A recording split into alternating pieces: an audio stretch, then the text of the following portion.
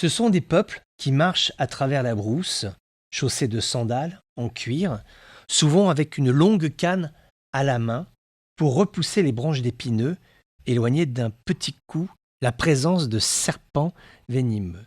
Ce sont des hommes aux yeux rougis par le soleil de l'Afrique de l'Est, ces immenses plaines arides où nombre de points d'eau ont disparu sous la poussière et le sable du réchauffement climatique. Les troupeaux venaient s'y abreuver. Aujourd'hui, il n'y a plus que le vent qui s'y aventure. Un vent sec, un vent chaud qui brûle et qui assèche au Kenya, comme dans nos régions d'ailleurs, tant de l'espace sahélo-saharien que du Maghreb. Eh bien, la terre a soif.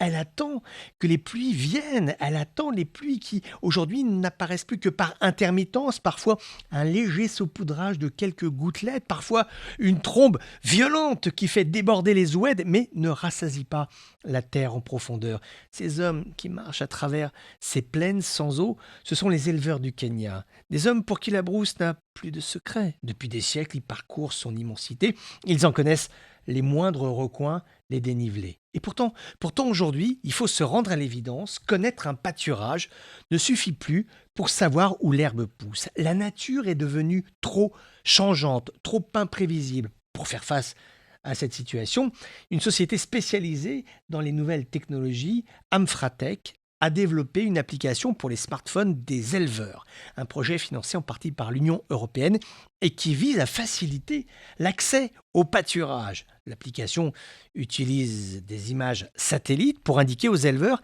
les zones de pousse d'herbe, là où les puits sont encore un petit peu pourvus d'eau, là où les plaines reçoivent parfois quelques minutes, ça peut suffire, un peu de pluie, mais vers lesquelles se diriger. L'enjeu est d'importance car le secteur de l'élevage au Kenya représente 12% du produit intérieur brut. Ce sont des emplois, des familles, des villages, des régions entières qui vivent de cette agriculture dans ce triste capharnaüm climatologique. Un Kenya victime collatérale de l'industrialisation galopante. Il est bon de savoir que le monde des nouvelles technologies peut parfois venir en aide à ceux qui se trouvent sur la ligne de front du réchauffement climatique. Ici, les éleveurs de bétail de l'Afrique de l'Est, mais cela vaut également pour les troupeaux de moutons du Maghreb. Qu'importe, une image de satellite, parfois, ça peut changer la vie d'un éleveur africain.